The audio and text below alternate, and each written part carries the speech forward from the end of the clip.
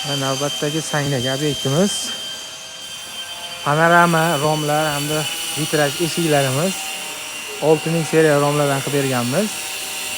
Chempion seriya eshigimiz budjetliroq seriya xohlashgani uchun shunaqa qilib berildi. Xudo xolasa, bu ham yaxshi, chiroyli holatda chiqdi. Hali bu yoqda 80% ishi bitgan. Bir 20% ish qolgan, sababiki buni hali tagiga suyuq rastvor quyish kerak, obshipkalarni bekitish kerak, tepalarini. Ana undan keyin biz buni qimirlamaydigan holatga kelgandan keyin xudo xolasa chiroyli qilib penalarini quyib, legirovkalarni qilib beramiz.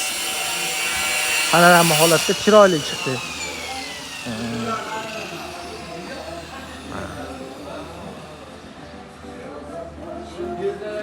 Klientimiz hozir bizga xuddi shu vitraj eshigimizda ozgina muammo bo'lyapti deb chaqirishdi.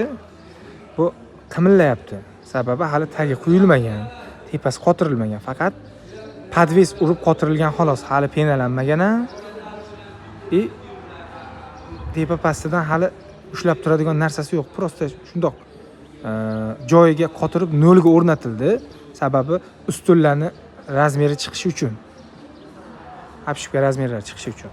Endi xudo xolasa buni obshipkalarni qilib berishgandan keyin nol holatda qilib bitirib beramiz. Asosiy qismi bo'ldi. Bu faqat penalash, tepasidan tagini quygandan keyin holatga qarab yoki tepasidan ham beramiz pona yoki bermaymiz. Vaziyatga qaraladi. Asosiysi romlar joyiga o'rnadi, xudo xolasa.